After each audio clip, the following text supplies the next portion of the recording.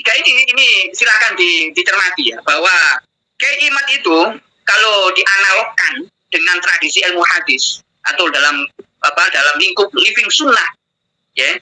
Kalau dulu ada ilmu hadis, itu kan kemudian berkembang, ada ilmu nakdul hadis, ada nakdul mata, nakdul sanad, ya.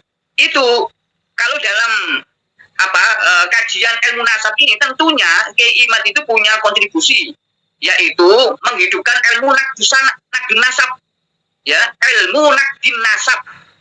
Loh, kenapa di ilmu nasab nggak ada? Ya memang di kampus nggak ada studinya, nggak dipelajari. Di pesantren juga nggak dipelajari. Makanya nanti akan ada ilmu nakdul nasab, seperti ada ilmu nakdul hadis itu. Nah, ini embrio ini muncul dari adanya sikap. Ya, makanya Kiai Imad itu rujukannya juga ulama-ulama nasab kok. Tidak hanya orang ahli nasab, tapi ahli ilmu nasab. Seperti beliau menjelaskan ciri-ciri orang yang nasabnya palsu, itu beliau nggak ngarang sendiri juga. Beliau juga mengutip kok. Mengutip Al-Hashimi itu. Ciri-ciri nasab palsu. Terus kurang apa gitu masalahnya itu. Ya kalau tidak terima, tolonglah bersabar. Ya, jangan sampai meledakkan emosi. Nah, ini 3 poin besar.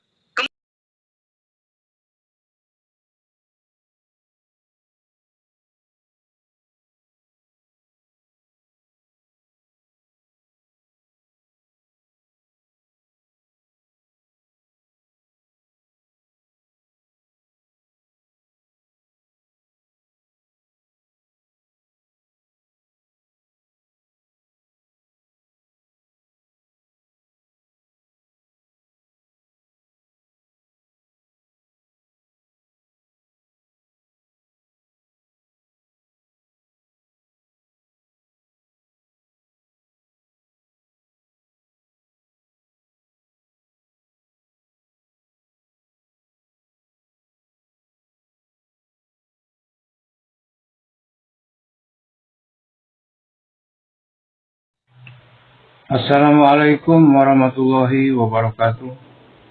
Sahabat Lamunan Hati Islami Channel, kumaha dalamang sehat walafiatnya. Mudah-mudahan kita semua selalu dalam lindungan Allah Subhanahu wa taala. Amin ya rabbal alamin. Sahabat Lamunan Hati Islami Channel dimana saja berada, pada kesempatan yang berbahagia ini saya akan mereaksi sebuah video ya tentang pembahasan buku keabsahan Nasab Ba'alawi. Ini yang dikeluarkan oleh atau yang dikarang oleh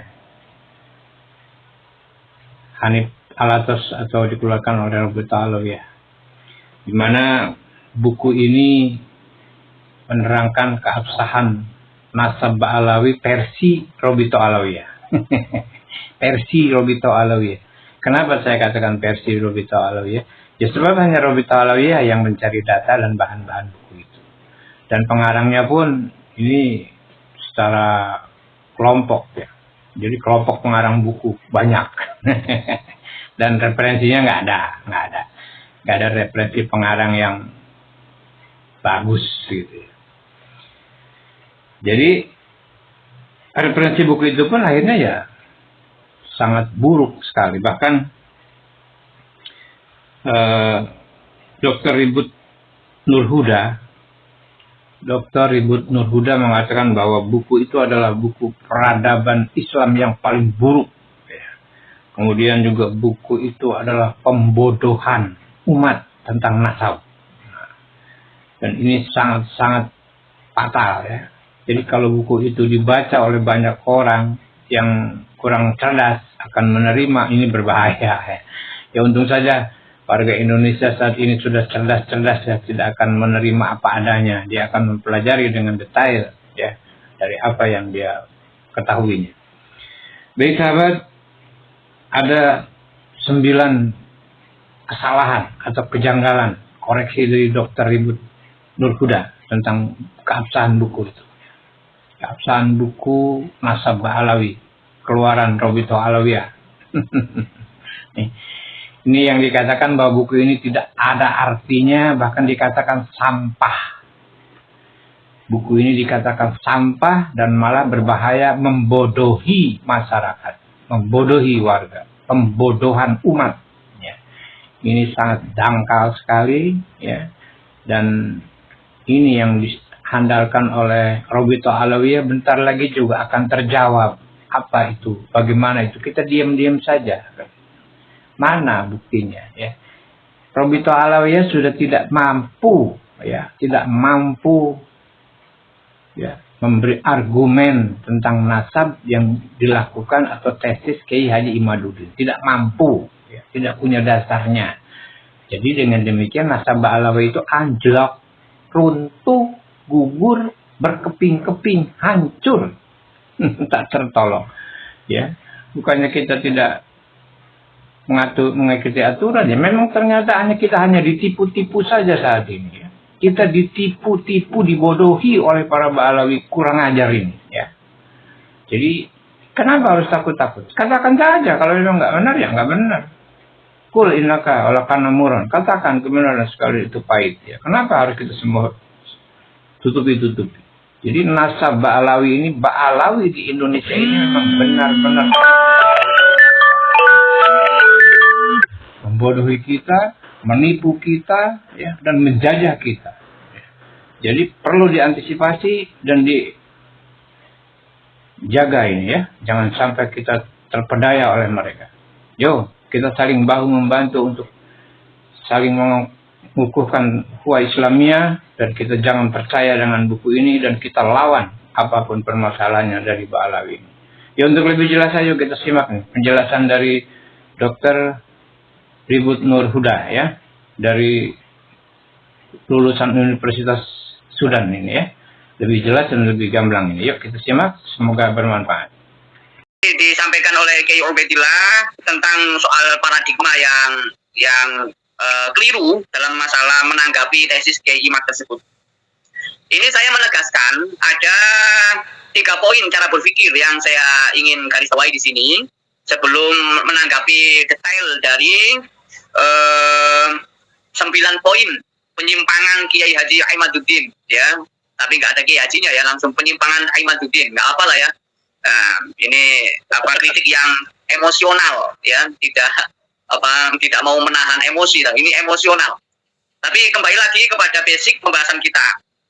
Dari yang pertama itu dalam buku tersebut ada kesalahan paradigma karena yang dipakai itu ilmu nasab, ilmu syariah dalam tanda kurung fikih, walaupun tanpa membedakan syariah dengan fikih. Yang ketiga adalah ilmu sejarah. Ini seolah-olah ilmu nasab itu tidak islami begitu, seolah-olah gitu. Jadi mestinya kan ilmu filologi yang dipakai itu, ya, bukan ilmu nasabnya. Filologi dipakai dan diperkuat dengan ilmu tobakoh, mestinya begitu, ya. Jadi dalam kajian buku keabsahan nasab Ba'alawi ini tidak membedakan, ya, antara wilayah usuluddin dengan furu'uddin. Antara usul dengan furu' itu tidak dibedakan. Ya, ada semacam simpang siur, ya, nalar berpikir dalam merangkai tulisan keabsahan nasab Ba'alawi itu. Jadi nasab itu kan yang dipersoalkan di sini fokusnya hanya soal masalah benar enggak, ya, Ahmad bin Isa itu punya anak Ubaidillah, ya. Jadi sampai ke persoalan-persoalan fikih yang di situ lebih ke otoritas fuqaha, ya, yang mana di situ fuqahanya juga dari kalangan abad ke-10 ke bawah. Ini yang kemudian jauh dari harapan untuk bisa menjawab tesis Kiai Haji Imaduddin. Nah, ini yang pertama. Jadi persoalan tidak membedakan mana usuluddin, mana furu'uddin. Jadi jangan mengedepankan pendekatan fikih. Mestinya pendekatan ilmu tobakoh, pendekatan ilmu tarikh sejarah, dan juga ilmu nasab. Ya, apalagi ditambah dengan filologi, wah itu luar biasa. Sumber-sumber otentik bisa ditelusuri untuk memperjelas apakah sumber itu asli apa palsu. Ya. Kemudian yang kedua ini soal cara pandang yang perlu kita melihat sebenarnya kejujuran intelektual yang diekspresikan oleh buku itu sejauh mana. Karena apa? Ya, kita melihat bahwa kecenderungan mereka ketika menolak tesis Kiai Imad dengan emosi, ya, karena merasa nasabnya dibatalkan, itu nampaknya sangat berlebihan. Dan itu sangat wajar membuat ketika banyak orang itu curiga, ini kenapa? Ya, karena di negara-negara Arab itu nggak ada orang ngaku-ngaku cucu Nabi. Ya, apalagi sampai berteriak-teriak dalam diri saya mengalir darah Rasulullah dan seterusnya. Itu di Arab itu nggak ada. Tapi kok aneh di Indonesia ini loh, kok aneh sekali. Ketika nasabnya dikritik, mereka memberikan reaksi yang berlebihan. Mestinya kalau cucu Nabi santai-santai saja. Ya, Sayyidina Husain dipenggal kepalanya, Sayyidina Hasan diracun. Ya, cucu-cucu mereka yang asli ya, pakai shot yang benar-benar cucu Nabi. Itu mereka dimiskinkan, dikucilkan, dipenjara, dibunuh, disiksa, itu biasa-biasa saja. Tapi kenapa ini cuman diragukan nasabnya aja udah kayak kejang-kejang ya, kayak mempersetankan, menjajalkan, mengibliskan. Ini yang aneh sekali. Ini curiga kita ini. Ini sebenarnya masa Nabi itu seperti itu? Nabi santai aja lah gitu loh. Jadi sampai keliru, nggak bisa membedakan seperti kayak Obed tadi menyampaikan. Beda Ahlul Bait dengan Dzurriyyah itu berbeda. Bang Maimun Zubair juga bilang begitu, dikutip oleh Ketum BBN Gus Yahya Stakuf. Ahlul Bait yang 5 orang itu, kok framingnya masih Ahlul Bait, Ahlul Bait, Ahlul Bait. Cucu Nabi aja masih bermasalah, apalagi ngakunya Ahlul Bait. Nah, ini yang miris, sangat disayangkan sekali. Jadi yang nalar yang dikembangkan itu nalar asobiyah, nalar fanatik. Nah, nalar asobiyah ini mengancam peradaban kita. Jadi nalar asobiyah ini, orang nggak akan lagi menghormati ilmu. Bocil-bocil udah jadi penceramah dan sebagainya. Udah males nyari ilmu, lah ini bahaya. Sedangkan di hadis itu jelas al ulama'u warasatul anbiya. Masa pewaris Nabi itu pakai nalar, pakai semangat asobiyah. Wah, ini justru akan merugikan masa depan umat Islam. Ya, masa depan peradaban kita. Ya, ini yang mau paham lebih jauh silakan dicari di internet, tulisan saya sangat peradaban itu. Ya, saya tidak bermaksud untuk menggurui, saya hanya menyampaikan, berusaha untuk seinsaf mungkin. Ya, karena Sayyidina Ali mengatakan a'zamul masubatul insaf. Pahala terbesar itu adalah pahala insaf. Jadi akademisi itu Islami. Ya, makanya Kiai Ubed tadi sudah memberikan keterangan sebagai akademisi, bukan karena mendukung tesis Kiai Imad. Apalagi framing di buku ini seolah-olah itu hanya Kiai Imad. Padahal banyak kiai-kiai lainnya bersuara gitu loh. Dipersonifikasi hanya Kiai Imad. Ditambah lagi hanya Imad yang benar, yang lain salah. Ini kan framing. Ya, ini sangat disayangkan sekali kalau framing itu dibiarkan tersebar luas seperti itu. Maka harus dikantor. Ini merusak tradisi keilmuan akademik ini. Merusak kedewasaan sikap kita sebagai sebagai nahdiyin, sebagai penjaga warisan Ahlussunnah wal Jamaah. Kita jadi orang-orang yang tampak tidak dewasa. Nah, ini asobiyah yang kedua itu. Dan yang ketiga ini yang besar-besar aja saya sampaikan terlebih dahulu, jangan sampai asobiyah itu meruntuhkan peradaban Islam. Ya, yang ketiga ya soal masalah cara berpikir dari buku ini. Kiai Imad itu digambarkan seolah-olah tidak pakai ilmu nasab, bahkan menabrak ilmu nasab, bahkan tidak menghargai ulama ahli nasab, ya, berkhianat kepada ilmu nasab. Pokoknya framingnya itu seperti itu. Padahal mereka itu tidak mau mendengar hujah-hujah atau jawaban-jawaban yang disampaikan oleh Kiai Imad. Tidak mau tahu. Nah, ini jadi masalah, tidak mau tahu. Pokoknya ini, ya, justru mereka yang merasa benar itu, tapi merasa benar secara gotong royong berjamaah, gitu loh. Ya, pakai buat buku secara kompilasi. Ya, Imad menjawabnya sendirian. Ya, tapi yang perlu diketahui, ini tidak perlu dipersonifikasi Kiai Imad masalah nasab ini. Banyak ulama-ulama bicara nasab. Bahkan yang dulu Muhyiddin akut itu, ya, kayak Kiai Muharrar itu yang viral itu, ya, Kiai Marzuki Mustamad dan lain-lain. Ini akan bersuara. Kenapa? Jangan sampai ya hujah ini tidak ada yang menyuarakan. Yang ketiga ini silakan dicermati ya, bahwa Kiai Imad itu kalau dianalogkan dengan tradisi ilmu hadis atau dalam lingkup living sunnah, ya. Kalau dulu ada ilmu hadis, itu kan kemudian berkembang. Ada ilmu naqdul hadis, ada naqdul mata, naqdul sanad, ya. Itu kalau dalam kajian ilmu nasab ini tentunya Kiai Imad itu punya kontribusi, yaitu menghidupkan ilmu naqdul nasab, ya, ilmu naqdin nasab. Loh, kenapa ilmu nasab nggak ada? Ya memang di kampus nggak ada studinya, nggak dipelajari. Di pesantren juga nggak dipelajari. Makanya nanti akan ada ilmu naqdin nasab, seperti ada ilmu naqdul hadis itu. Nah, ini embrio ini muncul dari apa? Adanya sikap. Ya, makanya Kiai Imad itu rujukannya juga ulama-ulama nasab kok. Tidak hanya orang ahli nasab, tapi ahli ilmu nasab. Seperti beliau menjelaskan ciri-ciri orang yang nasabnya palsu, itu beliau nggak ngarang sendiri juga. Beliau juga mengutip kok. Mengutip Al-Hashimi itu. Ciri-ciri nasab palsu. Terus kurang apa gitu masalahnya itu. Ya kalau tidak terima, tolonglah bersabar. Ya, jangan sampai meledakkan emosi. Nah, ini apa? 3 poin besar. Kemudian poin yang merujuk kepada buku itu ya, ini saya kasih contoh saja. Saya kasih contoh misalnya di halaman 130 ya, halaman 130 itu lagi-lagi apa? Membuat pernyataan bahwa nasab Alawi sah menurut ilmu nasab, ilmu syariat dan ilmu sejarah.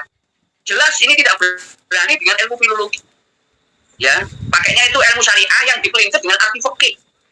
Ya, syariah itu bukan fikih dalam hal ini. Kalau sekedar kutip-kutip itu ya fikih dalam tradisi. Ya kalau dalam tradisi riwayat itu fikih itu ya kritis, harus pakai diroya. Tapi kalau dalam tradisi hukum taklifi yang tadi disebutkan kayak Ubed masalah halal haram, itu ranahnya fikih. Ini ranahnya empirisme, basis pemikiran, masalah khobar, riwayat itu empirisme. Diperkuat dengan rasionalisme, bukan dibalik. Ya, bukan dibalik, bukan apa pendapat kemudian diperbanyak pada pendapat tapi tidak merujuk pada fakta, kan percuma. Ya, kalau masalah khilafiyah soal nasab tidak ada masalah selama yang bersangkutan tidak mengaku cucu Nabi, apalagi mengglorifikasi sebagai cucu Nabi. Ya, jadi masalah itu mengaku-ngaku. Yang lain Imam Ahmad bin Hambal misalnya kakeknya nggak disebutkan dan lain-lain, mereka memang nggak punya kepentingan kok dengan nenek moyangnya gitu. Tokoh-tokoh yang nggak punya kepentingan dengan nenek moyangnya nggak ada masalah, tapi ini tidak. Ini tidak hanya mengaku-ngaku, tapi dibuat untuk mengancam orang lain, pihak lain. Ya, mengancam kualat, mengancam nggak dapat syafaat. Wah, ini kan harus disikapi. Kalau sekedar udahlah, kamu percaya nggak terserah, nggak percaya nggak apa. Saya intinya di sini siar ilmu, saya nggak pernah bawa nasab, oke nggak masalah. Tapi selalu bawa nasab. Nah, sehingga ini apa? Ini dakwah di era sekarang, ya ijtihad di era sekarang adalah bagaimana membongkar anomali yang merugikan umat, merugikan masyarakat. Nah, itu yang 130 itu ya, nggak berani pakai filologi dan juga ilmu tobakoh karena jadi runyam nanti. Ya ini kita bisa tahu secara koridor ya. Jadi lagi-lagi koridor berpikir fikih itu tidak bisa dipakai untuk menjawab tesis Kiai Imad. Karena Kiai Imad sendiri juga selalu mengatakan ilmu nasab, ilmu sejarah, ilmu filologi ditambah di NA. Ya, tidak pakai fikih. Ya kalau fikih ya selesai. Ya kalau kayak bahasanya Ki Alawi itu idza batalan aslu batalan far'u. Selesai itu kalau asalnya selesai. Ya, batal, far'nya juga batal. Itu kalau pakai analoginya nalar usul fikih begitu. Nah, asalnya batal ya, far'nya selesai, hurufnya selesai. Lah, apa mau begitu? Langsung pakai kesimpulan begitu? Kan tidak mau. Nah, oleh karena itu, lagi-lagi ya, masalah Kiai Imad itu beliau punya kontribusi dalam ilmu naqdi nasab. Ya, yang konkret tadi kalau dilihat itu dalam buku tersebut itu misalnya mengutip Haji Khalifah. Ya, ulama di intelektual Al-Mustaqaf Al-Utsmani Atuki, intelektual di masa Tuki Utsmani, ulama abad ke-17 Masehi. Ini ulama baru-baru juga yang dikutip dalam hal masalah spirit ilmu nasab. Mengutipnya ya buku itu juga ulama abad 17 Masehi, intelektual era Tuki Utsmani. Ya. Nah, di situ misalnya ini tak kasih contoh saja. Di situ Haji Khalifah itu dalam buku mengutip sabda Nabi tanpa menyebutkan sanadnya. Sabda Nabi itu berbunyi ulama ummati ka'ambiya ibani Israil. Ini dalam muqaddimah buku itu Haji Khalifah ya dalam bukunya itu mengutip pesan Nabi ya dalam kitabnya Kashfuz Dzunun ya Kashfuz Dzunun. Itu padahal hadis yang dikutip ya ulama ummati ka'ambiya ibani Israil itu hadis maudhu'. Ya, ini dinilai oleh Ad-Damiri wa Zarkasi wa Ibnu Hajar. Menilainya itu la aslalahu. Ya, tidak ada sumbernya. Ya, tingkat kepalsuannya itu sangat kuat sekali. La aslalahu, tidak ada asalnya. Nah, kemudian disebutkan juga oleh Ali Al-Qori dalam kitabnya Al-Asrar Al-Marfu'ah fil Akhbar Al-Mawdu'ah. Disebutkan juga oleh Imam Al-Ajluni dalam kitabnya Kashful Khofa. Nah, ini kan jelas bahwa yang dikutip misalnya Haji Khalifah itu beliau mengutip hadis palsu. Pertanyaannya, apakah Haji Khalifah itu berani kepada Rasulullah?